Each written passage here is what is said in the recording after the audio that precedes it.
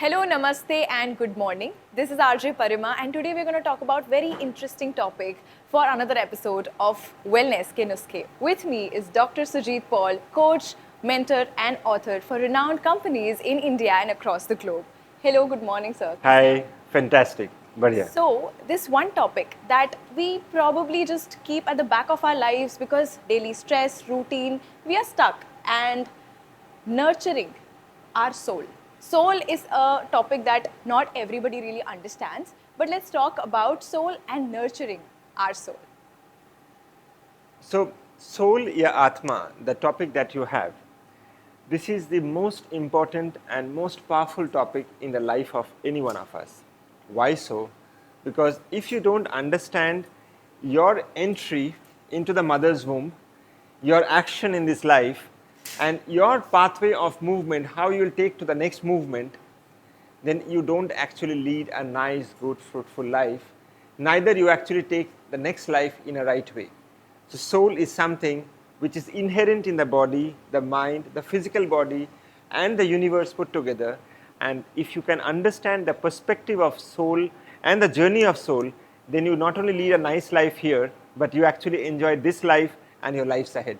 I'm really excited to learn a lot about soul. But when we talk about soul, nurturing our soul, peace is a word that comes parallelly. Because if there's no peace, I don't think we can nurture our soul. So when it comes to peace, what is it that you want to share? One of the critical reasons why peace is not there is the attributes of how and why you are leading this life.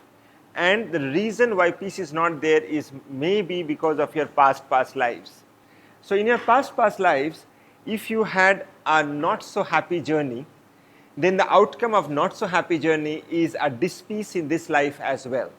Of course, in this life, you can also nurture your own peace through various ways. But yes, it's important that if you're not in peace of mind, then the journey of understanding the soul at times becomes a little bit more difficult. So peace is equally and extremely important as well. Like you said, it is going to be difficult because in our day-to-day lives, the amount of stress, the amount of overwhelm, the amount of busyness that we have, or we rather keep ourselves busy with other distractions and again, coming back to stress. So with such hardships, how to cultivate peace? It's a choice. See, most people I find that they actually don't want to stay in peace. For which you will see that even the smallest of things, they get perturbed. Because they don't know how to cultivate their inner peace. And since they don't know how to cultivate their inner peace, they don't know how to navigate their life ahead. So to actually stay in peace and to stay stress-free, first is you need to have certain basics of life that you need to do and you need to follow. If you do those and if you follow those, for example, you need to do self-care, you need to meditate, you need to be out of gossips, you need to ensure that you are thinking about your own good and others' good as well. So all these things culminate to a huge universe of positiveness that drives peace back into you and gets you more de-stressed. And if you know how to do that, then you not only lead a joyful life, but you lead a life of Buddha. That's very interesting when you end that line with Buddha, but at the same time, we've mentioned a few things that we do in our practical physical world. Like you said, take care of yourself. When we say take care of ourselves, there are a physical, mental, emotional well-being. It's a culminative effort of entire mind, body and soul. But what is the difference between external happiness and internal happiness or peace? You'll see that in most of the situations, and whatever I'm saying, you can connect with any of your life situations, you'll see if a specific situation happens, there can be either three reactions. Reaction one could be that you get perturbed by the situation and you throw that back. So if a negative emotion comes to you, negative energy comes to you, someone shouts at you, you shout back on the person. That could be situation one. Situation two, you find, no, you want to be in peace, you want to be in distress, let the person do whatever they want. Someone shouts at you, someone shows you anger, you don't show anger, you stay calm. But in spite of you staying calm, your external is calm, but your internal you're still bubbling with anger. Very true. And when internally you're bubbling with anger, externally people are saying that you're not reacting, you're not responding. But internally you are actually bursting out. So slightest trigger, you will actually bubble up. It's still bothering us Correct, inside. correct. Because internally it's like pressure cooker. And the third way is that, what I always believe and I preach and practice is that if someone is throwing a huge sense of negative energy, negative words, negative story, negative shout onto you, use it like a great batsman. If a pace bowler comes, you flick the bat in such a way that that becomes a sixer. So in today's world, you will see that from garbage you can make diamonds. It's like that. So you can convert that negative energy into a positive vibration of and can push back to them. So there is where you not only make our universe better, but you are also not being a pressure cooker from inside, and you are actually genuinely at peace. That is a very interesting analogy you said about cricket, and which also brings us to the topic of this is a regular thing, a regular practice. Hundreds of balls you have to take to be able to learn that sixer. So yeah, that is something. So I've been practicing from childhood. So that's and rightly said, hundreds, thousands of balls that we have to do it for practice. Exactly.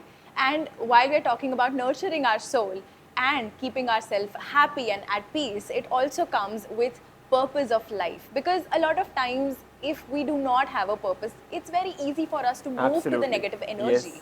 So what to do when we do not have a purpose of life, or how important is purpose of I life? think it's extremely important that everyone need to have a purpose of life, and I always say it's extremely important that people need to have good mentors with them, good coaches with them. That is the reason you will see that most of the athletes, they always have either good captains or good coaches or similar. So you need to understand what is your inside, what is your internal ikigai. If you don't understand your ikigai, then you can't move in life. For example, if someone asks me what is my purpose of life, my sole purpose of life is to spread as much as joy possible across the world. And I have been doing it for decades now. And anyone and everyone who knows me, who connects with me, they know that that is the only and only objective that I have, to see how much happy I can make you, how much happy I can make the world, the universe around me. And anyone who is around me, they should be getting into that vibration of the energy of positiveness. Now that's extremely important to preach, practice, and understand our own purpose of life. Absolutely. And while said that, like we earlier discussed, ki the mind, body and soul, all the three things are as important. So when we connect purpose of our life with all three things, how do you think we can balance it? In society, when you navigate, you will find that there are multiple different kind of situations which are happening, which are not always in alignment to your purpose of life. Now there is where you will see that again you cannot have control on the external world. So since we cannot control the external world, we should at least control our inside. Now it's very, very difficult to change people who are out of our chakra. But if we can change ourselves, then the mind, body and soul actually starts realigning with the thought process and my purpose of life. So what happens is that, for example, if someone is not doing the relevant job what I'm expecting, of course I'll get upset, very natural. But when I get upset, I need to immediately rewind back that, okay, if that person is not capable, let them not do it. But I will not get into a negative energy. Now as a human body, it will be very, very natural that you will throw out your emotions. But how much you throw out and how much respectfully you throw out, that's important. So throwing out an emotion respectfully, gracefully, for the purpose of someone else's learning as well is important, because that will also be a purpose of life. And that's where the pyramid of mind, body and soul actually culminates, where you are not only achieving your own purpose, but you are actually building a better society around you. That also shows how purpose is important in all three of the forms of our lives. Absolutely, yes. And talking about a very important form, that is spirituality. How do you think spirituality affects nurturing the soul? Spirituality as a definition differs from people to people.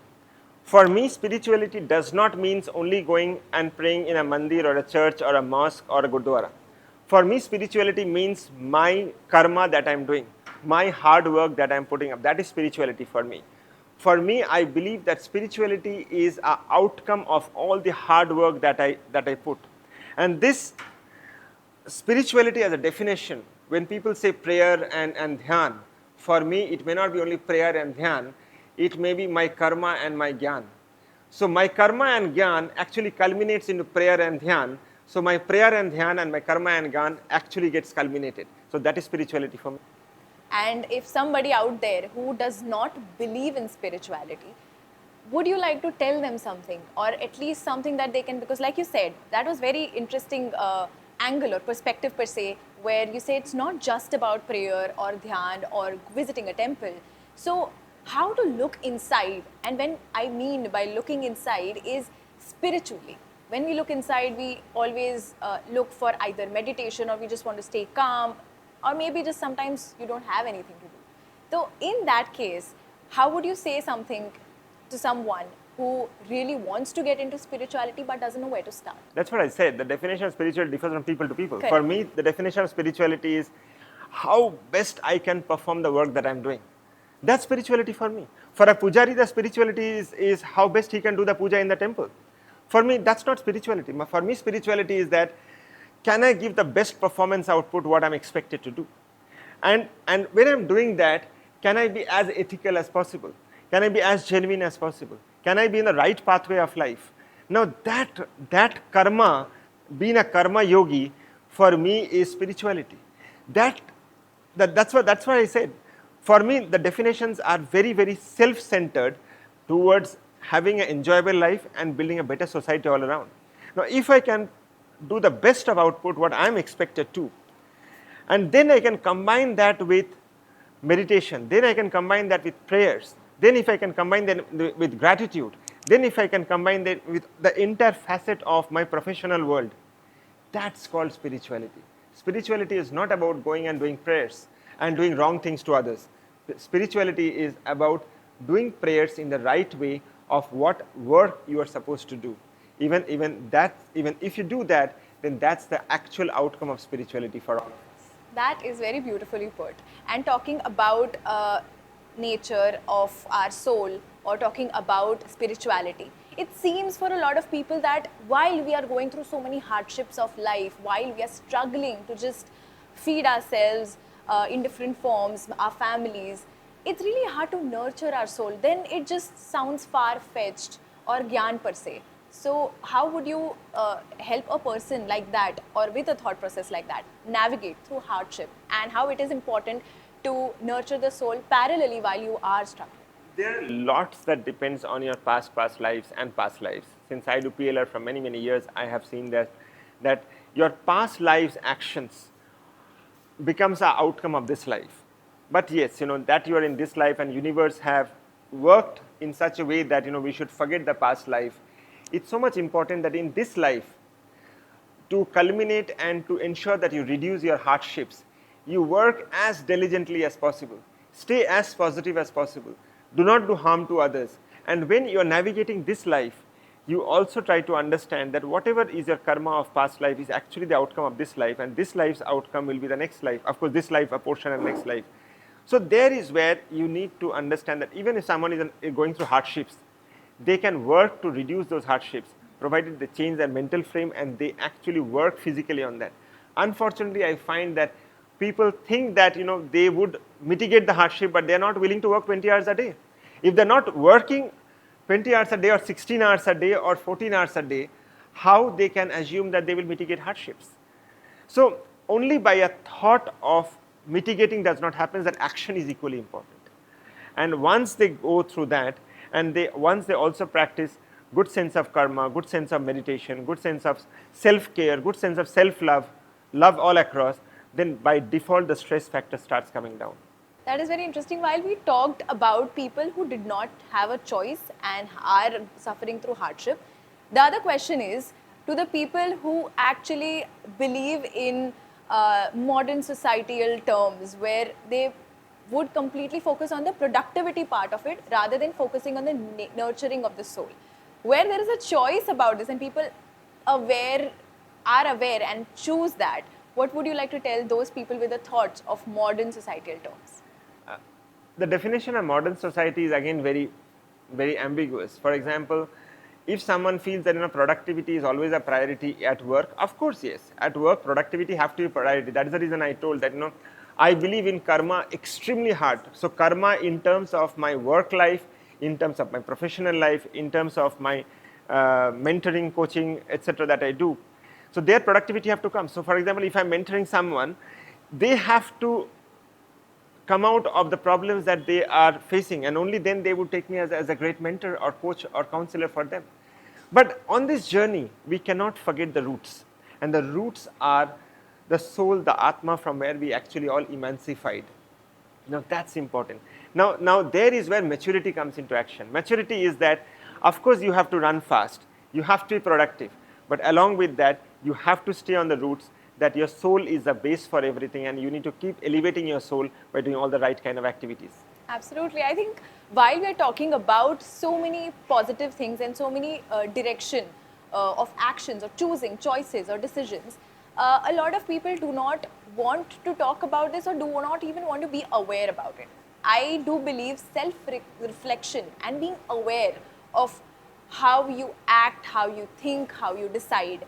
So how do you think self-reflection, I believe, is the start, is the first step? How do you think that cultivates or nurtures, or in fact it models our future as well as our nurturing of us? Swami Vivekananda always mentioned this point, that we are very, very poor in speaking to ourselves. And that is the reason he also mentioned that education is a manifestation of the perfection already in mankind. Now, if you don't self-reflect, you cannot understand where you are standing. But more than self-reflect, it is important to understand whether you really understand yourself or not. If you self-reflect, and if your self-reflection shows that you are in the wrong path, you will assume that that wrong path is your right path. And that is the reason you need great coach, counselors and mentors, where they will tell you that, okay, this is the wrong path for you. So self-reflection is just one part of it. But going much deeper in self-reflection to understand whether your reflection is right or not, otherwise it will throw out a wrong reflection in the mirror, and you will continue to do the wrong things. So there is where you have to understand what is the right path of yourself, and then introspect and self-reflect to continue on the right path. Having said that, any practices or any exercises that you feel, apart from having a mentor, to nurture our soul or to become more stable? A lot of people, like you said, spirituality is different, meditation, or if we talk about ekagra hona, any practices, habits, or actual routine that you can suggest people out? Multiple things I can, but let me suggest some easy ones where you don't need money to do, you don't need to go to ashram, etc. The easiest thing is that every day do 3 good things for others. Do it for, say, a month's time, and see that those 3 good things that you are doing, and you are writing it down probably in a journal, those actually comes back multifold to you back. Apart from that, there are multiple things that I preach, practice in terms of water therapy, food therapy, how to breathe well, how to breathe nice, how to walk along and self-introspect. But those are in a much elevated matter. But just do the basics. Do right things to others, and definitely multifold compounded right things comes back to you.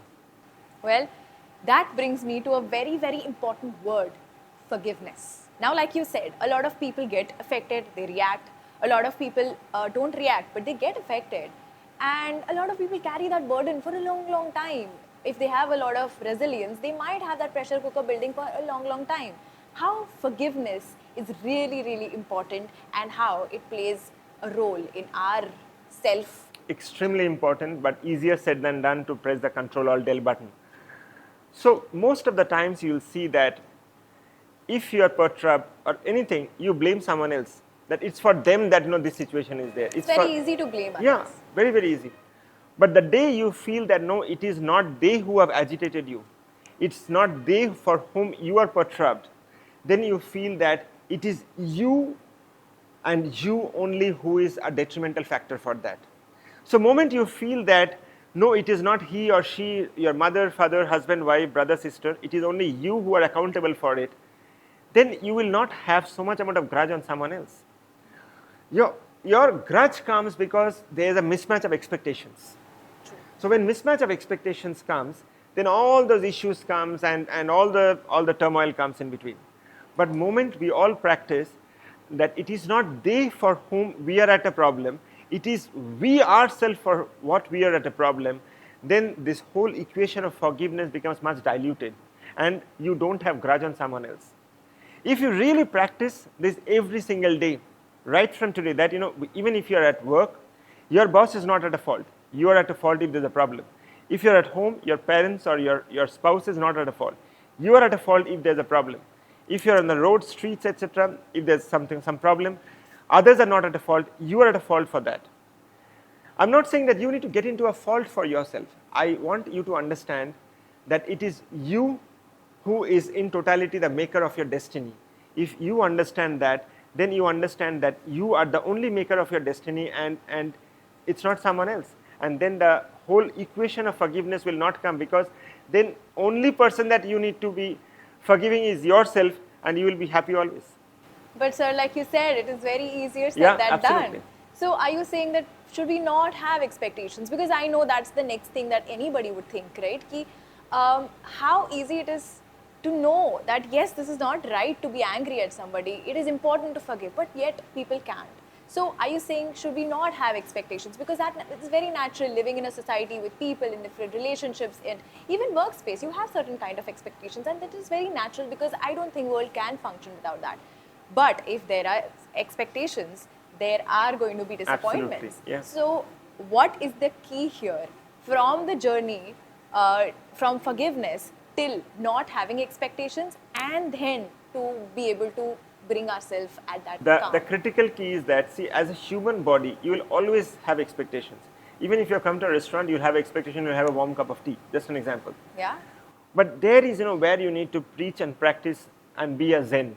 If you see the Zens who practice, even if the hot cup of tea that you're expecting comes as a cold cup of tea, they still gladly accept it. But if someone is at stress, they would be agitated with that cold cup of tea. Now, there is where that practice comes into action. Small things. With small things. So, if you see that you're not getting the desired amount of raise what you're expecting in your organization, of course you may get hurt. But if you understand that, okay, maybe your boss have not understood, or he feels that you're not qualified for the raise. If you feel you're qualified, go and look out for a different job.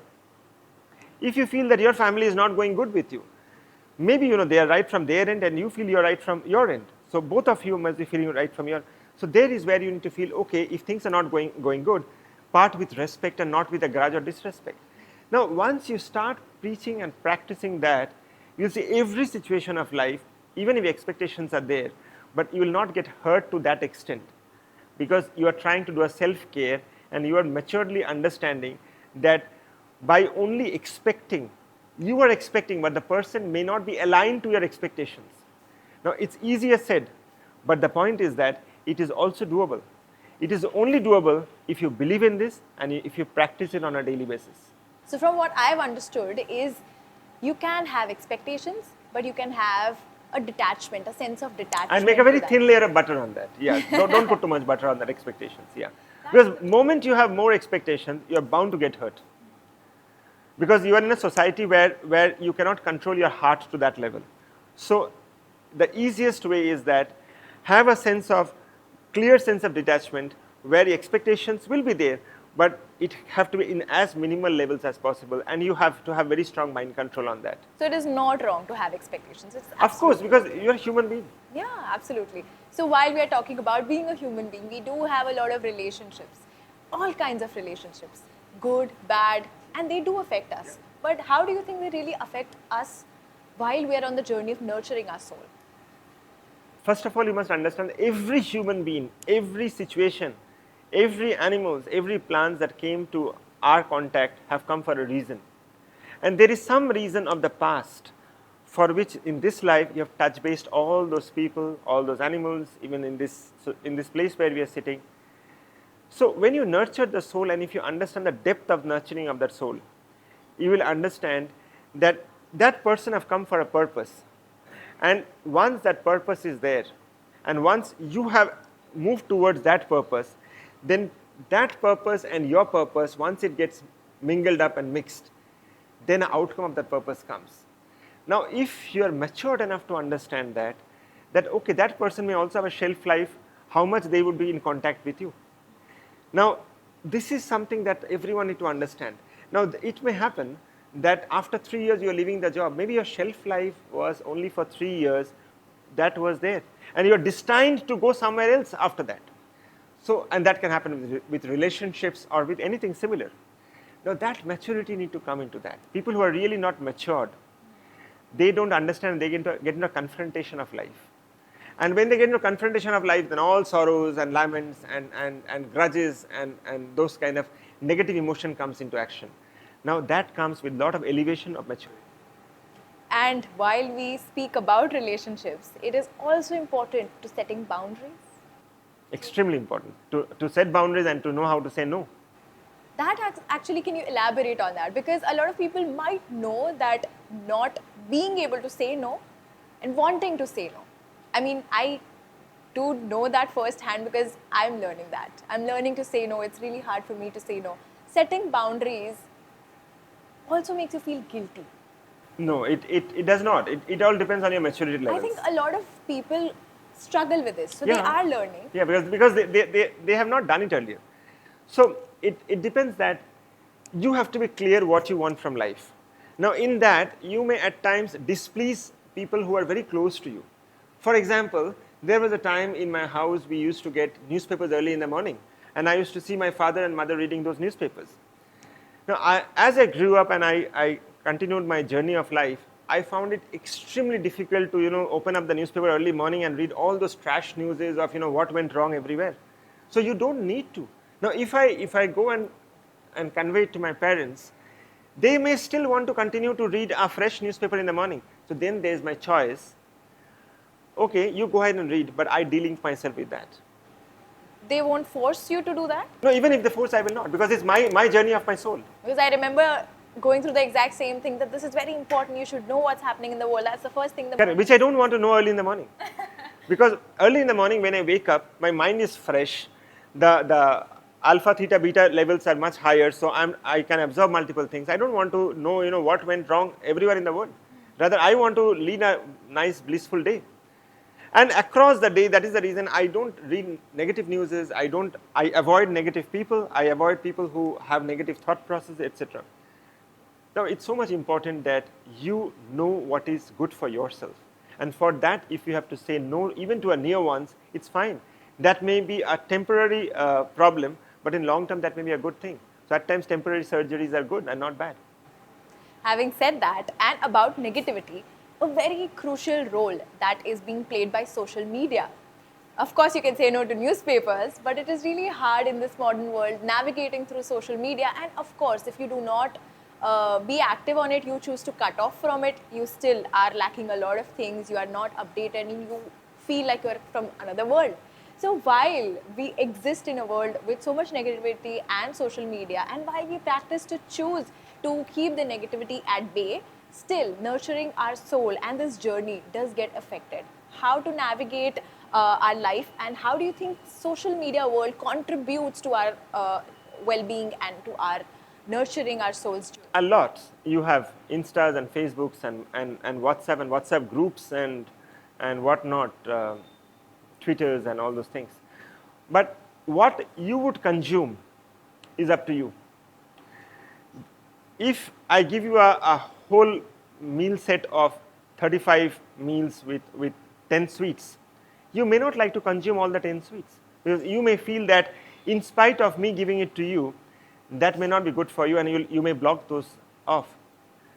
Social media is like this. But eventually, that won't happen immediately. I might be really excited to eat a lot, hog on, and then feel really nauseous. And that comes with maturity. Yeah. So what happens is that earlier you understand that what is good and what is bad, not so good for you, better is your decision-making capacity.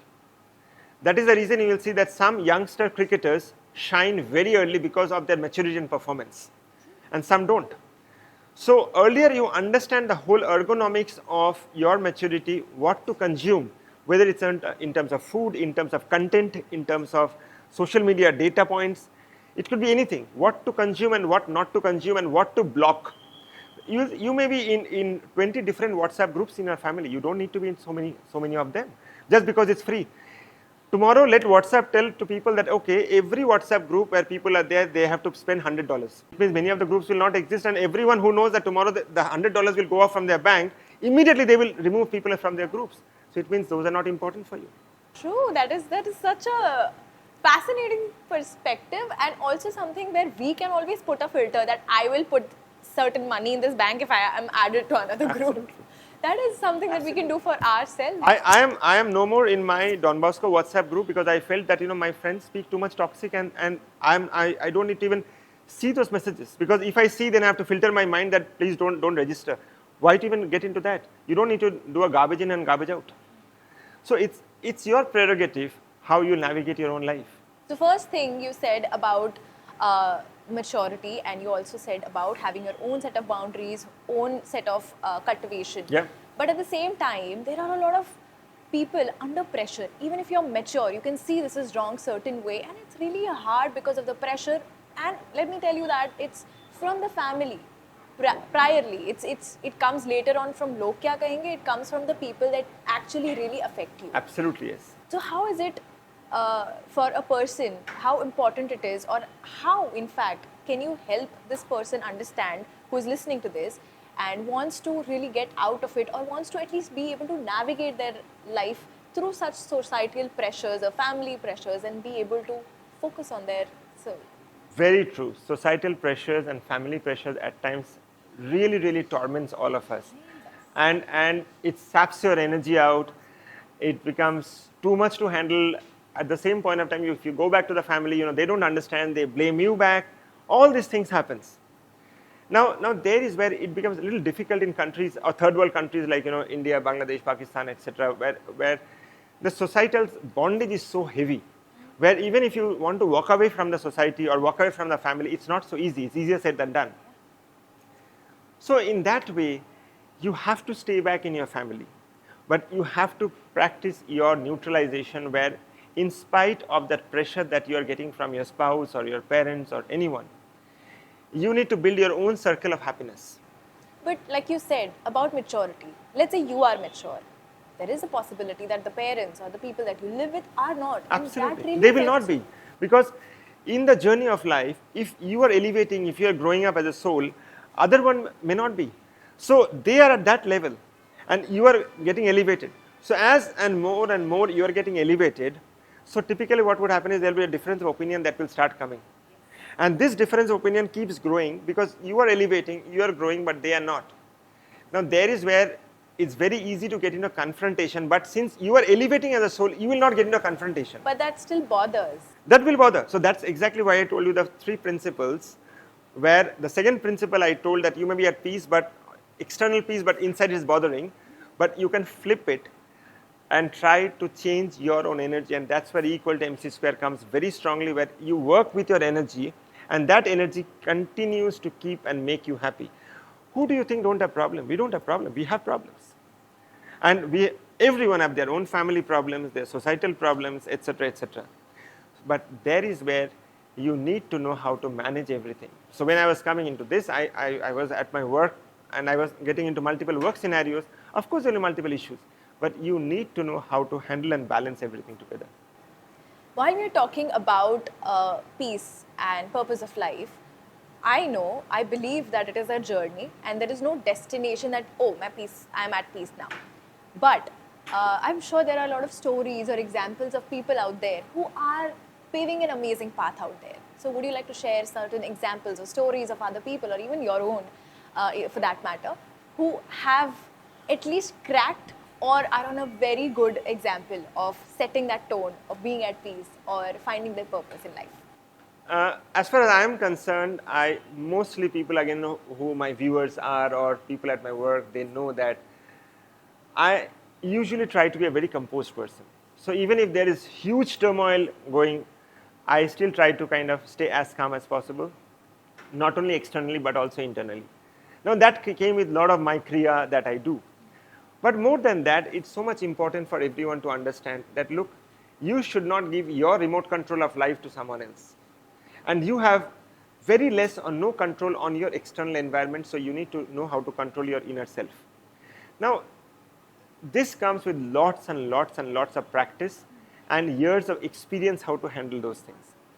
Now, in fact, there are multiple training programs that I get done for others where I explain how to do that.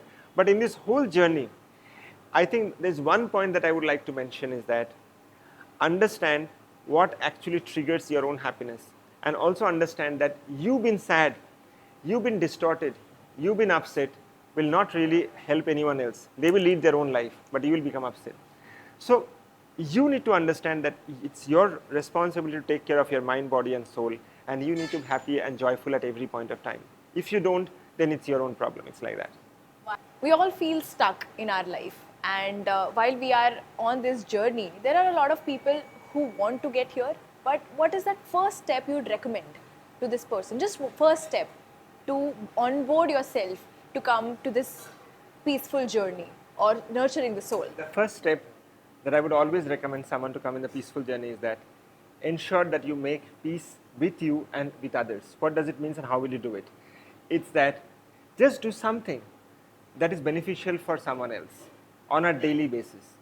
If you do that, their prarabdha karma, their blessings, their energies, their positive vibration that comes back to you actually pushes you more and more into your positiveness. And that act of karma that you're doing for them not only navigates you to the higher power, that also builds more peace within ourselves. And there is the first journey of spiritualness that actually comes into an action. And then follows detachment and your calmness of mind and your food and everything follows later. But first is start doing for others. So you've mentioned a lot of times in our conversation that our karma from our past life really affects us today and our decisions and our choices, and it will be affecting in the future as well. So talking about past life regression, what is your take on it, or what is it that you'd like to share it with our viewers? Past life regression that I have been doing over years together, I feel that what we are today is a culmination of our past life and many past lives that we have, and what we will be in the next life will be the culmination of what we are doing here. So at times it becomes very important that if you are stuck on something, that may be a reason why your past life was on certain framework for which you are stuck. So my recommendation is that in this life, do as much good to everyone. In this life, be as joyful, and so that your next life is better. Now there is a very important parameter here. If you are not in a joyful state of mind, if you are always at a sorrowful state of mind, if you are always at melancholy, if you are always at a situation where you are finding faults with others, trust in me, you will carry that in your next life, and next life will be the same for you. So it's better that if you want to have a better next life, you better repair this life actually. I would really be very fascinated to know more about it. But for now, through this journey that you've been to, and it's very fascinating to know more about your journey of finding peace, nurturing your soul.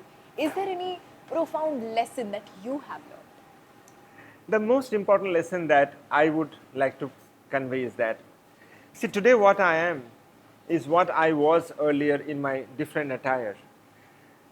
What I would like to say is that people who know me, they know that I do as much as I can in professional environment, in my personal environment, for everyone around me. If people who are professionally at the corporate world connected with me, they are seeing this, they know very much that I go all out to ensure that I do the best for them.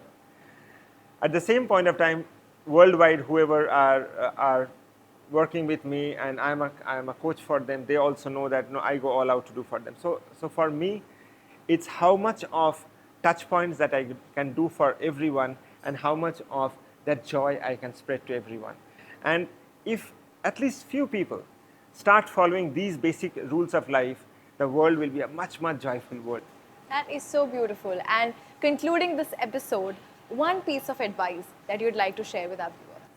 The one piece and the most important piece of advice is that ensure that you do as much of good possible every single day, and you transmit as much as joy possible every single day.